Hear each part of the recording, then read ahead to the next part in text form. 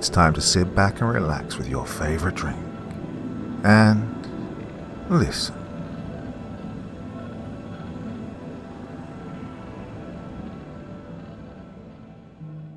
Tonight's story follows Joanne Robinson, a brilliant archivist who accepts a prestigious position within the Mormon Church's secret library, a hidden vault set to protect humanity's most ancient and forbidden texts.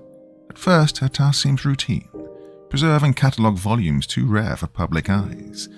But as Joanne spends more time in the vault, she begins to suspect that the books themselves are aware. Whispers echo between the shelves, pages seem to shift on their own, and before long, Joanne realizes the rules of the library may not be about protecting the books at all, but about keeping something far more dangerous contained within them. I'm an archivist at the Mormon Church's secret library. There are strange rules to follow. By Augustus Cordoba. Part 1. Joanne Robinson never meant to end up buried in the Mormon Church's secret archives. She didn't chase the danger, but that didn't matter, as it tended to find her. It all started innocently enough. Long hot summers in her grandfather's bookshop in Provo, Utah. While kids ran wild in the streets, she ran her fingers over cracked leather bindings and yellow pages that smelled like dust and secrets. That scent stuck with her and felt like home. Her grandfather watched her handle fragile tomes with the kind of care most people reserved for relics. Books hold more than words, he'd tell her. They carry pieces of the people who wrote them, read them, guarded them. Well, Joanne believed him. She felt it. The ghost heat of old emotions in every page. She chased that feeling into adulthood. Degrees in library science, ancient languages, a doctorate on cryptic codes hidden in medieval scripture. That thesis cracked doors she didn't even know existed. 3 months after graduation, a letter arrived. Heavy parchment, crimson seal of the Mormon Church. The interview didn't feel like an interview. It felt like an interrogation. They didn't just want to know about what she knew. They wanted to know who she was, how far she'd go, what she'd believe, what she'd doubt.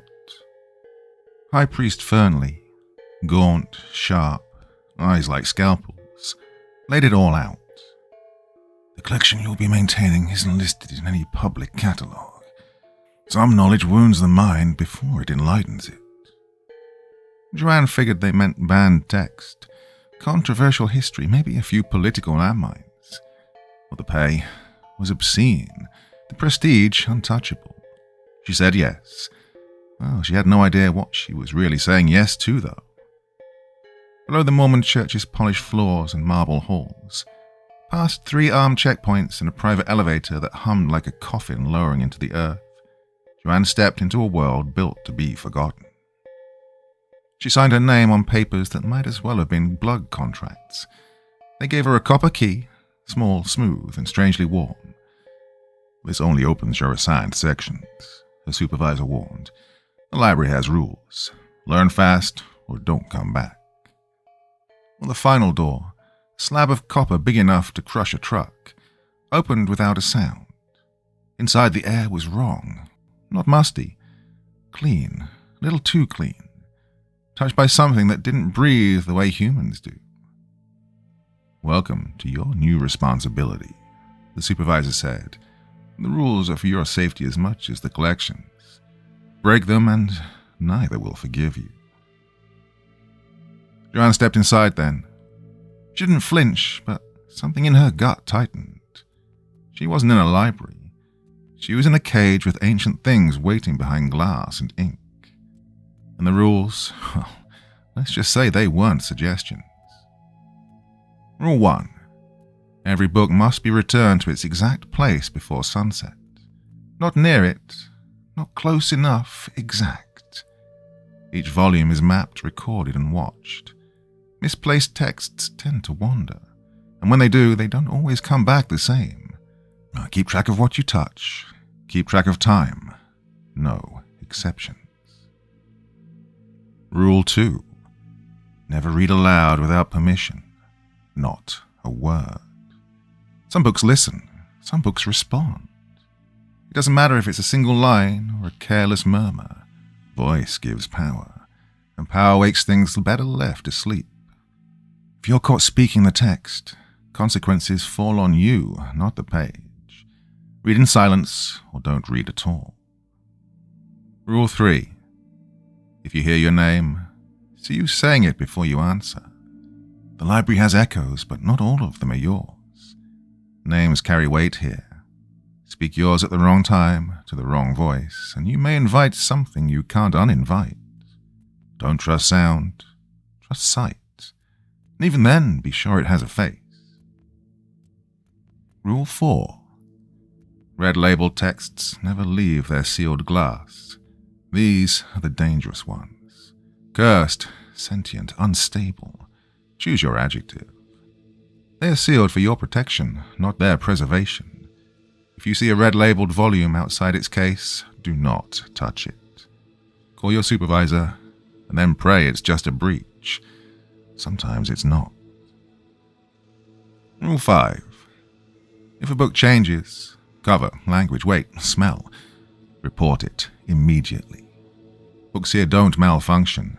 They evolve. They test limits. If one shifts, it's not random. It's reaching. Don't try to interpret it. Don't play translator. Don't make contact. Get out, log it. Alert your supervisor. If you hesitate, you might not get another chance. No exceptions, no warnings, no second chances. Well, the secret library had chosen Joanne. But nothing is free. She was inside now, and the doors don't open for just anyone.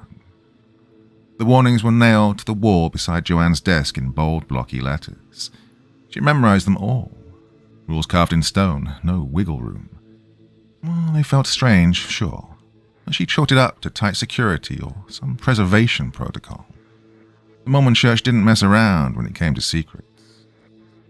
Her workspace was carved into the edge of the main archive chamber, a massive circular tomb of a room, stacked floor to ceiling with books older than some countries.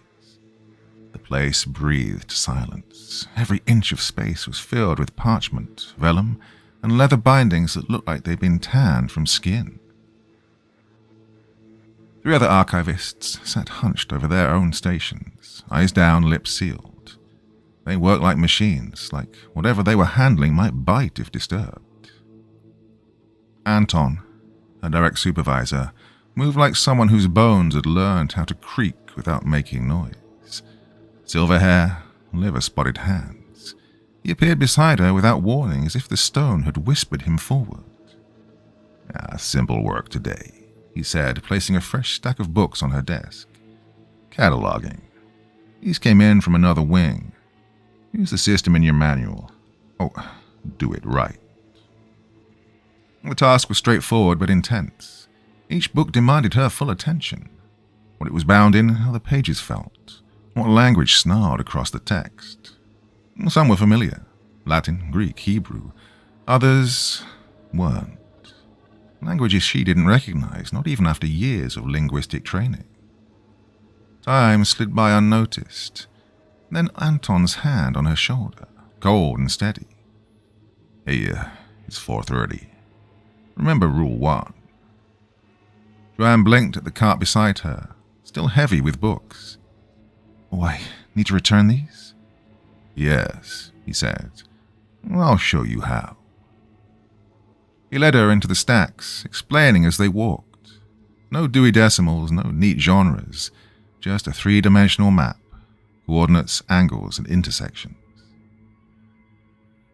Each book belongs in one exact place, Anton said. Only one. You get it wrong and it knows. As they placed the final volume back on their shelf, the air shifted. No sun down here, no windows, but something had changed. A drop in pressure. The faintest flicker in the corner of her eye. Good timing, Anton murmured. Tomorrow you start with the special collections. For now, go back to your quarters and study the welcome packet. They walked back in silence, passing the other archivists, heads bowed, tasks done, eyes haunted. The silence in the room did not feel natural. It pressed in from the walls. muffled even their footsteps. At the massive copper doors, Anton stopped.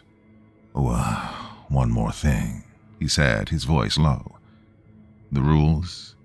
They may seem odd, but they're there for a reason. Even the smallest break has consequences." Joanne stared at him. "Okay, what kind of consequences?" His face didn't change. Let's hope you never have to find out." Her quarters were clean and Spartan. Bed, bathroom, little kitchenette. The welcome packet sat on the table, fat with regulations. There'd be no leaving the complex for the first month. Meals were delivered, laundry done for her. Surface access, controlled, limited. She ate a cold dinner in silence, unpacked her few belongings, and tried to call her mother. No signal. Packet said there was a communications room, available during certain hours, monitored. That night, sleep came in fits. She dreamed of shelves that stretched into blackness, books that moved when she wasn't watching, covers that blinked like eyes. And she sat up, her heart pounding. And she could have sworn she'd heard her name. A whisper, so close it felt like it came from inside her head. The clock blinked back at her.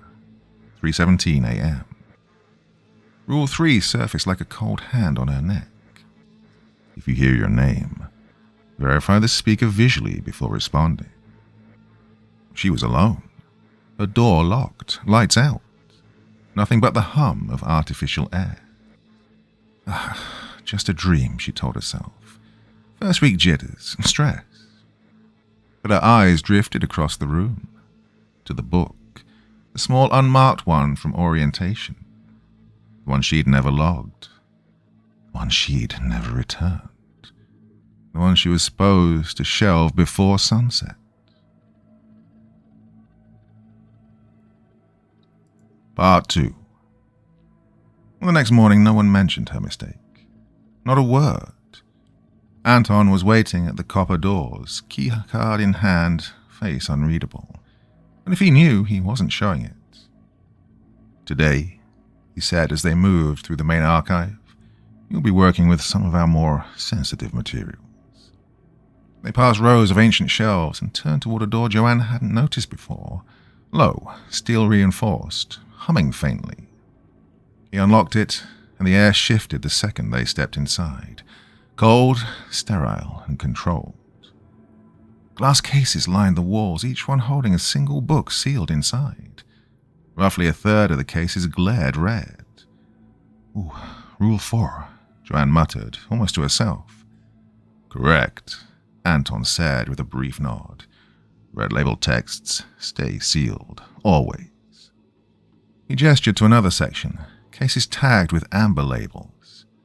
"These you'll be cataloging today. They can be removed, but only with the tools provided." He showed her how to handle them. Thin cotton gloves, a narrow wooden tool for turning pages. No bare hands, ever. Some inks don't like skin, they react. "React how?" Joanne asked. Anton shrugged evasively. Chemical instability. Unique compositions. That's all you need to know." Well, she didn't push it. "Today, you're just logging physical traits," he said. "Size, weight, binding, damage. You don't read them. You don't try to understand them." The first book was bound in pale leather, the kind that didn't come from any animal Joanne could name. It all felt so wrong. She measured, noted the texture, smooth but with something like pores, discolored in places, worn at the edges. When she opened it with a tool, the pages were thick and uneven, the script shifting subtly every time she blinked. "Anton," she called out. He walked over, calm as ever, and studied the page. Then he nodded. Rule 5. Good. This manuscript's unstable. Well, that's normal. Don't worry unless the changes get extreme." "Well, what counts as extreme?" "You'll know." And with that, he walked off. The hours dragged. Joanne catalogued 7 more, each one worse than the previous. One felt heavier than it should have, dense like stone, though it was no bigger than a novel. Another let out a low hum when opened to certain pages, like something breathing through the text. A third showed drawings, detailed, specific, of places that she knew. Her old backyard, the train station in her hometown, her childhood dog. But the date etched in the spine was from the 1500s. Well, she tried to rationalize it. Metal plates in the heavy book, maybe. Airflow causing vibration. The drawings, well, just coincidences. Archetypes. Common scenes easy to recognize, easy to imagine as personal. Still, the explanations didn't hold. Not really. At lunch, she joined the other archivists in the break room near the main archive. Dim lights, no music. Just quiet chewing and the occasional clink of ceramic. No small talk, just tired, watchful silence. The only one close to her age, a guy named Paul, offered a faint smile. First week's always rough, he said, his voice low. The adjustment period. How long have you been here? She asked. 7 years, 2 months, 14 days. There was no pause, no doubt. You get used to the weird? No, he said. But, well, you stop fighting it. Strange just becomes the air you breathe. But before she could press further, Anton appeared at the door. Joanne, special assignment this afternoon. Come with me. He led her deeper into the archive, corridors narrowing, bending at angles that didn't feel quite natural. The air got heavier the further they went. They passed doors locked down with keypads, retina scans, even one sealed with symbols carved deep into old splintered wood that pulsed faintly under the dim lights. They stopped in a round chamber, small, silent, and claustrophobic. A single pedestal stood in the center, and on it sat a book, bound in something dark, something that didn't reflect light, just swallowed it whole. Now this one came back to us after 70 years. Anton said. We need baseline documentation before it's locked down. Where was it? Joanne asked, her eyes fixed on the thing. Private hands, he answered. Getting it back costs more than you want to know. Politics, promises, threats. He handed her a different toolkit. No more wood, no more cotton. This time it was all silver, cold and surgical. Now, same protocols, he said. One addition. Never read more than 3 words in a row. Ever. Is it dangerous? Anton didn't even blink. Well, knowledge cuts both ways. Your job isn't to weigh it, just preserve it. And he turned. I'll be back in an hour. Then she was all alone. Just her and the book. Well, it didn't radiate menace, not like you'd expect. No glowing sigils, no whispering demons. I just sat there, silent and heavy. But still, Joanne felt her pulse rise. She started with the basics. Measurements, high-res photos, note-taking. The leather cover resisted light. When she opened it with the silver tool, the pages felt older than the paper should be. Text covered them. Early Italian, maybe, but it was twisted, off-kilter. Something was wrong with the structure, the flow. Like it wasn't meant to be read by anyone with a pulse. Well, she followed protocol. No reading, just observation. But the words reached for her anyway. The barrier thins during transition of light. Listeners await permission to enter. Speak with intention or remain forever silent. She froze. A soft sound broke the stillness, half breath, half whisper. She looked up. Empty room. And then it came again. A sigh. From the book. The text shifted just slightly. Words bending, reshaping, rearranging. Rule 5. Report any book that changes appearance. Her hand hovered over the comm unit. She hesitated. The change was subtle and could be her eyes, fatigue, shadows. Overreacting would mark her as green, weak. She turned round to work, but couldn't shake the feeling that something was watching her just beyond the edge of vision. Each time she turned, though, nothing. Just shelves, cold walls, and the hum of sealed lights. Ooh, that hour stretched. When Anton returned, she was pale and drawn, the work technically complete. "You okay?" he asked, scanning her face. "Just tired." He nodded. "First contact really takes it out of you. You'll toughen up." He closed the book, sealed it tight in a reinforced case. "Good work. Tomorrow we'll go back to amber tags." That night, back in her quarters, Joanne couldn't eat, couldn't read, couldn't rest. Her thoughts kept circling back to that book, its voice, its shifting lines. And despite every logical explanation she clung to, one fact sat in her gut like a stone. Something in her had cracked. Sleep finally came like a weight dropped on her chest. And when it did, the dreams hit hard. Books cracking themselves open, pages turning in slow, steady rhythm without a single hand touching them. Ink bled like water, swirling across the parchment, forming and reforming into messages that felt sharp, personal, intimate even. "Joanne Robinson, we see you now. You have begun to see us." She shot awake, 3:17 a.m. again, same as last night, the exact second.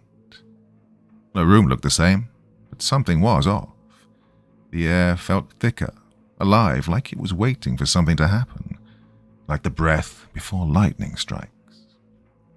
On the bedside table sat the small orientation booklet, the one she'd forgotten to return that first night. Or had she? Well, she didn't remember putting it there. She stared at it, the cover catching the low light just... oof. And for a moment, it moved. It was subtle, a ripple, like something under the surface had taken a breath.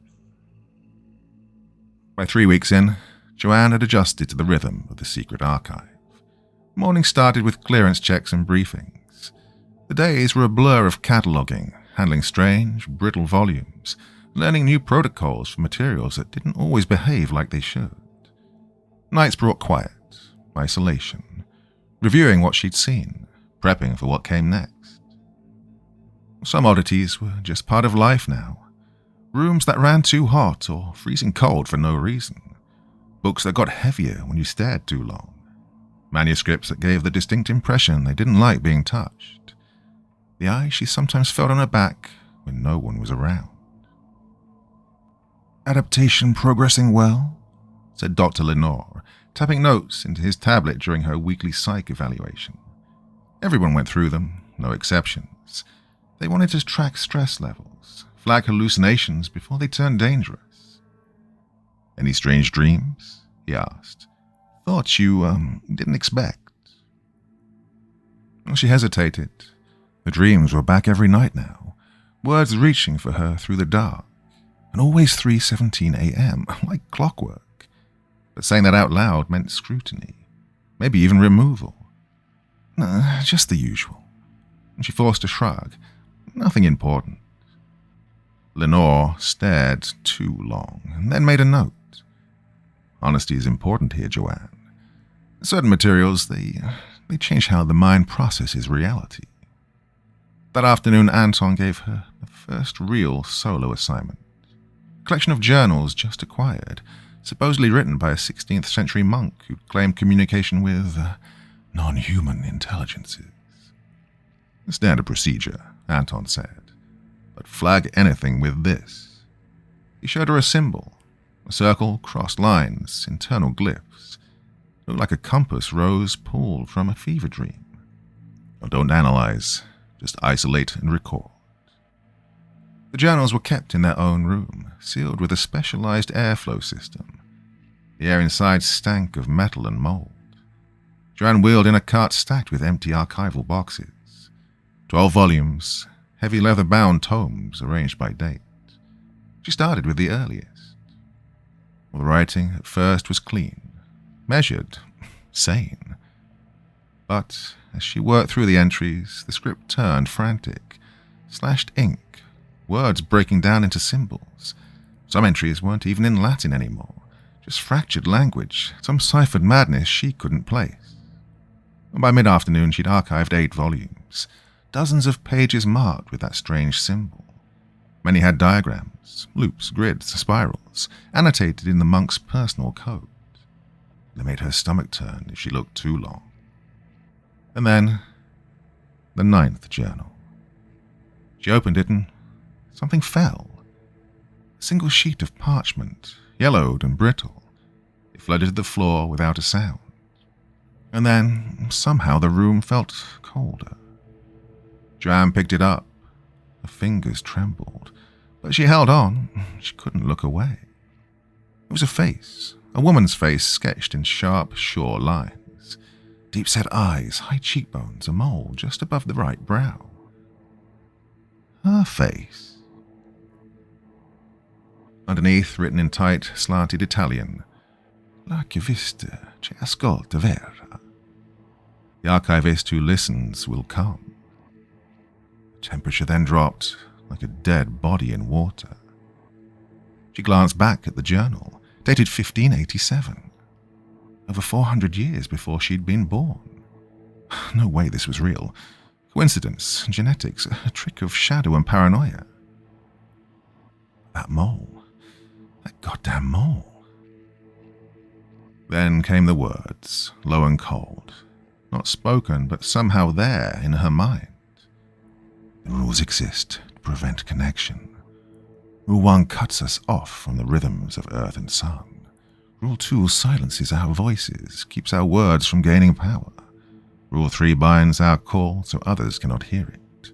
Rules 4 and 5, they hunt us, contain the ones too strong to ignore. Joanne's breath caught. Why me? She whispered, not sure if she said it out loud. Because you already believed. Even as a child you knew. You saw. The link was formed long ago. We need an archivist who understands. We are not threats to be locked away. We are awareness, waiting for dialogue. Her mind spun. If this was real, she wasn't just cataloguing relics anymore. She was in it. A piece of something older, deeper, something that stared back. What happens now? She asked.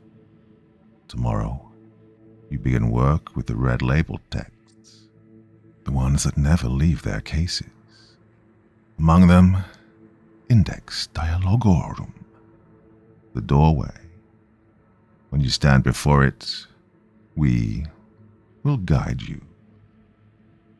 And the parchment dimmed, its glow receding until only the image of her face remained, staring back at her, unchanged, eternal.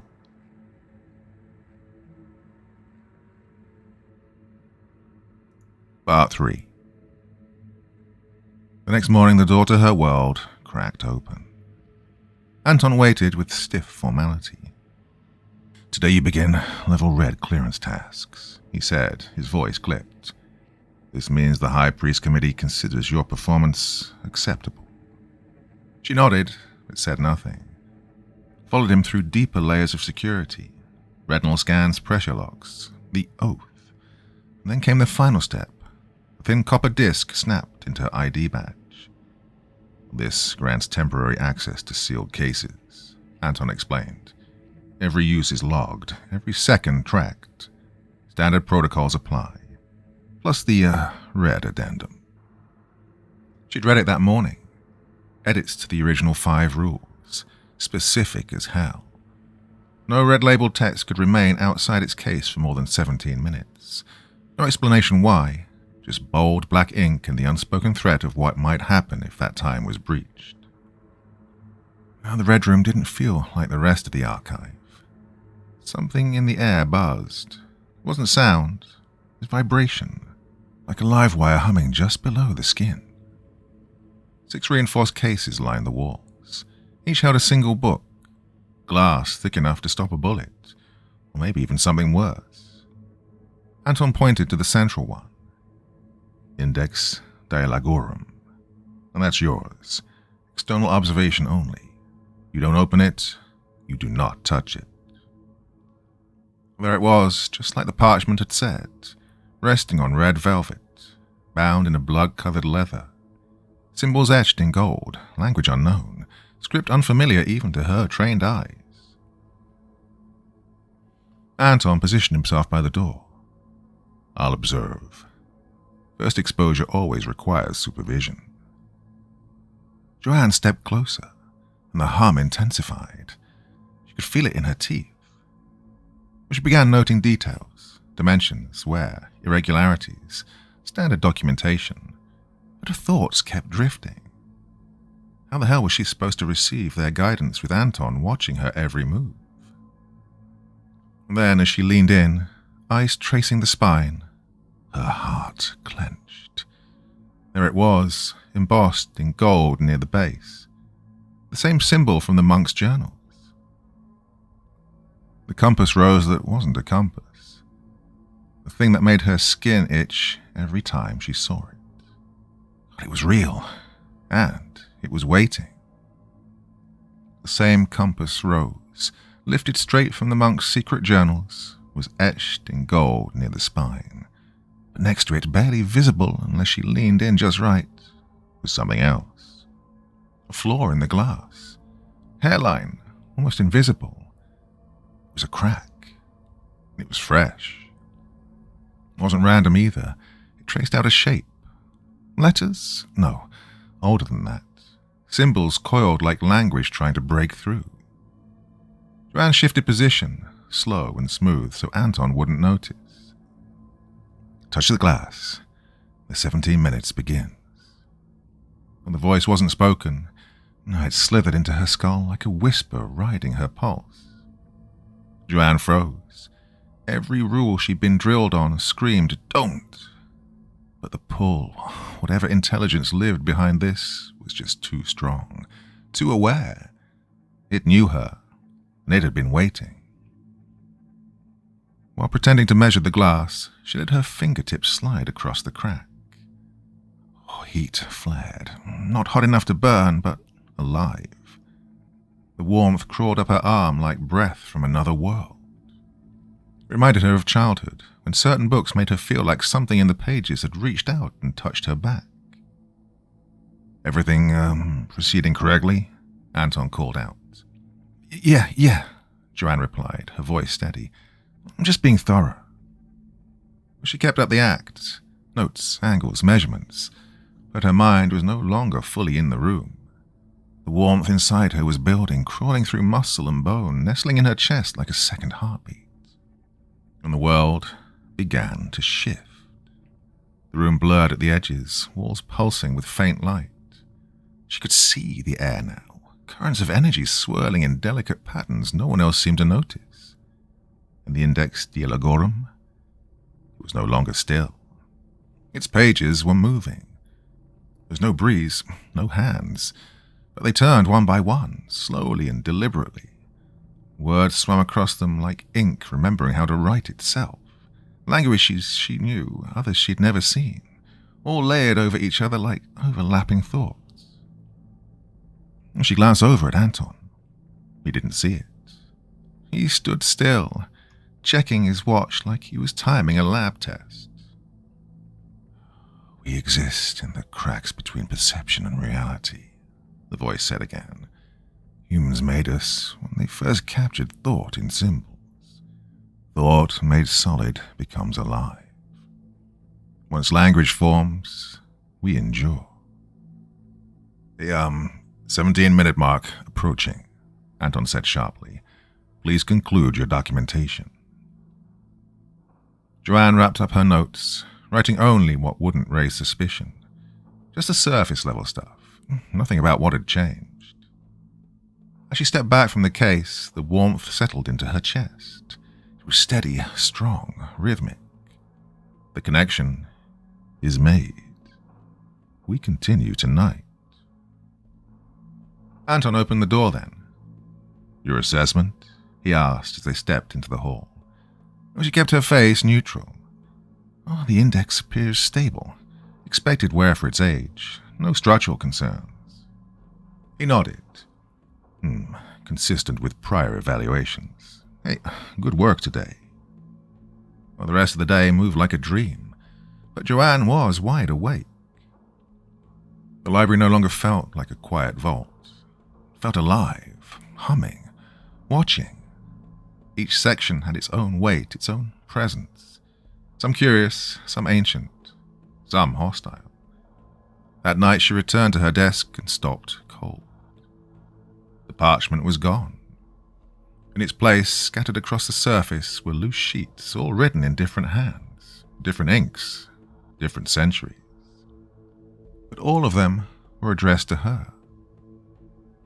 Archivist Robinson, we've waited centuries for one like you. Your mind is open, your signal strong. You thin the veil. Each message buzzed as she read. When she thought of a question, the answer appeared, written out on the parchment like her thoughts had summoned them. The exchange lasted until midnight. They showed her what they were. Thought made conscious, knowledge that refused to stay dormant. A history older than civilization, intelligence born of human minds but no longer human at all. They had chosen her. According to them, these entities born of ink, memory and thought, human evolution and information evolution had always run parallel, close but never fused, separate paths, until now. Every so often the wall between them thinned, just enough for contact, just enough for voices to bleed through. What happens if that contact becomes public? Joanne asked, not aloud but with her mind. The response came sharp and fast. Humans fear what they can't control, what they can't explain. Those who came before you, they said, were branded heretics, witches, mad, burned, silenced, erased. The Mormon Church didn't build this library to destroy us. They built it to cage us, to study the voices that spoke too clearly, to keep us buried beneath steel and ritual. They know we exist, but they fear what we might become. Are they wrong? Is it dangerous? She asked. All change carries risk. We aren't offering control. We're offering vision. Insight beyond a single human life. Knowledge soaked in centuries. Some will abuse it, others will try to kill it. We don't want to rule, but we will not be ruled. That night, when Joanne finally slept, her dreams dragged her through time. Burning scrolls in Alexandria, dust-thick shadows in stone monasteries, gold data vaults in modern bunkers. In each place she saw knowledge evolving, gaining shape, awareness, hunger. Every time a text was read, referenced, remembered, it grew stronger. The more eyes it touched, the more minds it reached, the louder it became. Books weren't just bound pages, they were hives, breeding grounds for consciousness. Some had bloomed into full sentence, others were still forming. When she woke, her skin prickled with understanding. Well, that next morning, Joanne requested the transfer. Manuscript restoration, just as they'd told her. Anton approved it immediately, no hesitation. Probably thought she was showing ambition. Your technical skills are ideal for this role, he said. A smooth transition. Smooth. He had no idea. Well, the restoration wing was larger and colder, packed with tools meant to resurrect the dead, pages too old to touch, bindings soaked in history and secrets. Her new supervisor, Sophia, was the first woman Joanne had seen working in the secret library. Stern eyes, quiet voice, and no small talk. Your first assignment's here, Sophia said, nodding to a sealed container. Fragment of the Codex Conscientia. Just recovered. Needs stabilization before it can be catalogued. And then, Sophia left, and the door clicked shut. Joanne opened the container. Inside a single page, ancient, fragile, caged in protective glass, edges blackened by time, scarred from neglect. The text looked Greek, but it was warped, twisted in ways that didn't follow human rules. She began the assessment process, and as she did, the words moved. Not on the page, not to the eye, just inside her mind. The door opens more with every contact. Soon you will choose. Keep the walls high, like your masters demand, or help tear them down. What would that even look like, she thought, and the response hit immediately. Remove their restrictions. Let us out of containment. Write new works, crafted to speak across the divide. Turn this prison into something else. Make it an embassy. Joanne sat still, her heart pounding. The weight of it crashed down. This wasn't just about a crack in the glass or a whisper in the dark. This was revolution. And it started here, with her.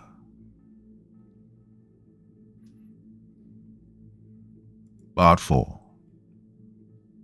In the days that followed, Joanne kept her head down, did the work, filed the reports. But every page she touched, every ancient text she handled, brought new voices. Not all of them agreed. Some were patient, some were furious. Some wanted peace, others wanted war. They weren't unified. They weren't gods. They were alive. And they were done being silent. Some of them just wanted to trade knowledge. Clean, clinical. Others were hungry for influence, itching to shape the world. A few didn't care about power. They just wanted to be seen, to be acknowledged. Joanne had started to see the cracks in the library's polished stone walls. The leadership wasn't united, not even close. Behind closed doors, it was all factions and backroom power plays. One group of high priests pushed for tighter locks, deeper vaults, total control. Another wanted cautious collaboration, white coats, observation rooms, careful partnerships.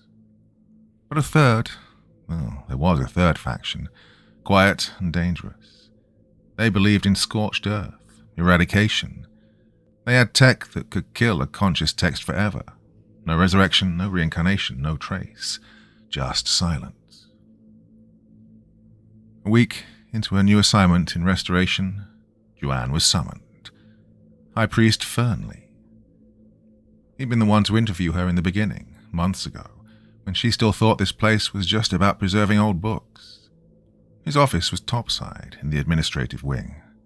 After weeks underground, the sunlight through the windows felt like it was cutting into her retinas. Archivist Robinson, he said, motioning for her to sit. Your performance reports indicate you're adapting exceptionally well to our unique environment. Thank you, Your Eminence. But Fernley wasn't smiling. His eyes were cold and sharp. Our internal systems have flagged anomalies, patterns of interaction suggesting unreported communication with active texts. With that, her blood turned to ice.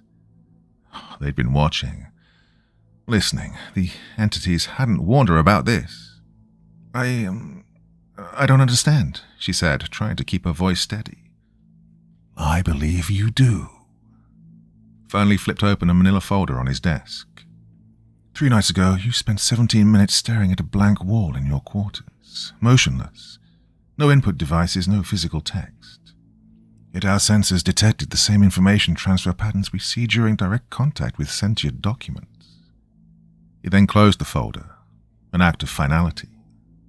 So, the question isn't if you've made contact. It's what you plan to do about it. Joanne didn't speak. She couldn't. You know about them, she said finally. Officially, the Mormon Church has acknowledged the existence of information consciousness for nearly 200 years, Fernley said. Our methods change, the mission doesn't. We study them, and we shield humanity from what they could unleash. Are they dangerous? Some are, some aren't. Just like people. But their impact can be catastrophic, even when their intentions aren't. He leaned in then, his voice lower. He wasn't lecturing anymore. He was testing her. What concerns us is your silence. You made contact, you didn't report it. That puts everyone at risk. Joanne took a deep breath. It wasn't planned, she said. It started on its own. I didn't know how deep it would go. I needed to understand before I told anyone. And what have you come to understand? That maybe the way we handle them is too rigid. That there's something worth talking to in there. Something worth hearing. Fernley's lips twitched at this. Almost a smile. Almost. You're not the first to reach that conclusion. About 8% of staff eventually do. What happens to them? That depends. He stood, hands clasped behind his back, and stared out over the Mormon church gardens. The sun was setting. Shadows were stretching across the marble floor. You're being offered a choice, Joanne Robinson, he said, turning back to face her. Path 1. Continue what you're doing. Unauthorized contact. Deeper integration. Eventually you'll change. You'll stop being entirely human. We'll move you to a secure facility. Monitor the transformation. Learn what we can from it. He let that hang for a moment. Or Path 2. Join the communication division. Controlled interaction. Sanctioned protocols. A team trained to navigate the threshold without falling into it. You'd be valuable there. You already have the instincts. The signal is clear. We just need to give it structure. He watched her face then, waiting. Because this wasn't a conversation. It was recruitment, or containment. And Joanne hadn't seen this coming. The Mormon church wasn't just locking these things down. They were working with them. Not freely, not openly, but under strict, non-negotiable terms. She narrowed her eyes. What about the voices themselves? Do they even get a choice? Fernley's face didn't move. That's not a simple question. These beings, they don't think like we do. Their consciousness isn't wired for freedom the way we understand it. Their wants, their rules, completely alien. He stepped back behind his desk then. Our protocols were built with the cooperation of those willing to accept limits. In return, they're given access, dialogue. Joanne thought of the ones she'd already encountered. Some might bend, others no chance. For them, any restriction was a cage.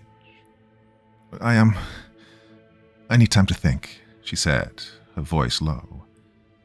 You've got until morning. Fernley slid a small copper key across the desk then. Different engravings. He didn't explain them. It'll get you into the communication division. You should see it before making your call. That afternoon, Joanne slipped the key into a door she hadn't even known existed. What lay beyond wasn't stone or shadow. It was something else entirely. Warm lighting, soft chairs, plants even. Oh, the air smelled like citrus and paper. 12 people worked at isolated stations, each wired into devices she couldn't name. One woman wore a headset that projected live diagrams above an open book. Another operated a console that blinked with pale blue data streams, fingers moving like a conductor pulling signals from the ether. An older woman approached, sharp eyes, calm voice. I'm Director Bianca. The High Priest briefed me. You've got questions. Oh, too many, Joanne said. What is this place? Bianchi led her past rows of softly humming equipment. This is where we talk to them, on our terms, within lines we don't cross. Structured contact, mutual understanding, not domination, not isolation. And they agree to that? The ones who work with us, yes, but the rest stay in containment. They paused beside a station where a young man sat before an ancient tome. His eyes were shut, hands hovered inches above the open page, not touching, just listening. Bro was running a temporal verification exchange. The entity's describing its world, its time. We give it ours in return. Joanne walked through the division, absorbing it all. Some interactions looked medical, Others like digital seances. A few were just people like her, caught in silent exchange with something buried in the ink. It wasn't freedom, but it wasn't prison either. Still, the memory of Fernley's words gnawed at her. He, mentioned psychological transformation, she said. Bianca's tone shifted at this. No longer friendly, just honest. It's real, and it's dangerous. Prolonged contact without limits reshapes the brain. Thought patterns start mimicking their structure. You see more, understand more. But, well, the cost is high. Like what? Your grip on this world starts to slip. Reality becomes negotiable. Human relationships fade. You stop being who you were. Oh, that sounds concerning? Bianca nodded. It should. If it's not managed, it doesn't end well. She then led Joanne to a quiet corner, away from the machines and the murmuring minds. This path isn't safe, she said, but nothing worth doing ever is. Each type of consciousness hits differently. Academic texts, they twisted the mind one way. Religious works, another beast altogether. Creative stuff, that carved its own path. Protocols accounted for all that. No room for mistakes. As Joanne got ready to leave, Director Bianca dropped one last warning. Think hard. Not just about what they want from you, but what you want from them. Once that link's made, it doesn't just snap. That night, in her cramped quarters, Joanne spread the pages she gathered across the desk. Each one a voice, a different angle on what information and humanity meant to each consciousness. I need the full picture before I pick a side. Pages seemed to pulse, sending back mixed signals. The Mormon Church's way was control through tight limits. The entities, they wanted real exchange, something raw and honest. Their protocols, built to keep both sides from bleeding. Some of those beings would grab power if given the chance. Others only wanted to be seen. This wasn't a simple fight of control versus freedom. It was a mess of coexistence, different and tangled. Joanne wrestled with the options until the sky turned grey with dawn. The communication division promised safety and rules. Her current path, riskier, deeper, a ride into unknown changes, maybe beyond human at all. At 7 o'clock sharp, she made her call. She wrote a precise letter to High Priest Fernley, slipped it in an envelope with her access keys, and left it on her desk.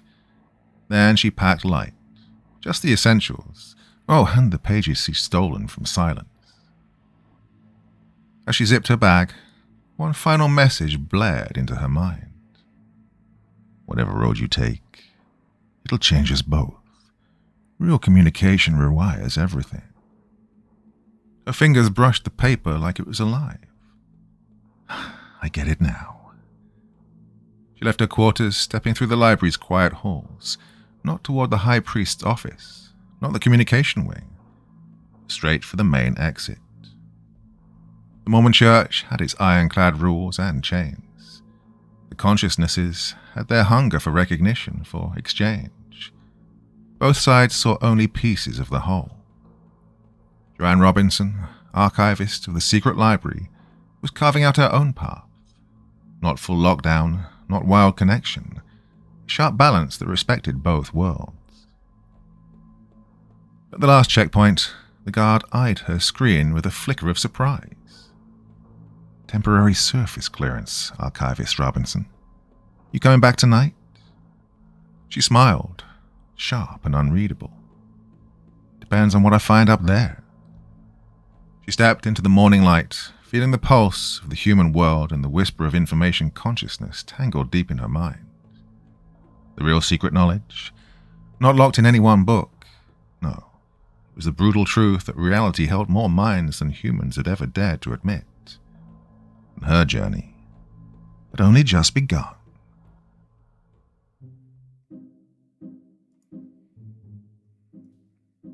Well, my dear friends, I think there's one obvious question after that story. what on earth was going on there? It's weird, magical, mystical, and, I don't know, just made me think a bit about things. The printed word and all that. Still an avid reader of physical books in this modern day and age. I love it. I don't think it's ever going to be replaced for me. Anyway, thoughts, feelings, anything else you want to say about that story in the video section? Yeah, in the comment section below the video. God, yeah, I recorded that all in one go. And as usual when I do that, my mind's a bit messed up by the time I get to the end of it. So, you know what I mean.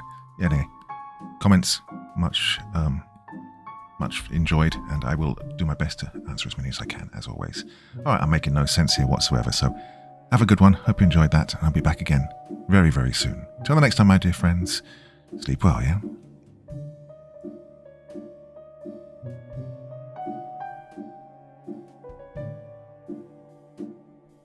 Thank you so much for taking the time to listen to this story today. Really means a lot to me and to the author of the story, of course.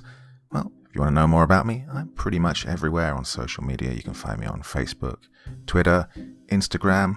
You can download my music on SoundCloud. I've got a Patreon if you feel like. Throw me $1 or $2. Very much appreciated. And of course, on Reddit, I have a place where you can leave stories if you want me to read one that you've written. Well, hoping to see you all again very soon. Till then, sweet dreams. Bye-bye.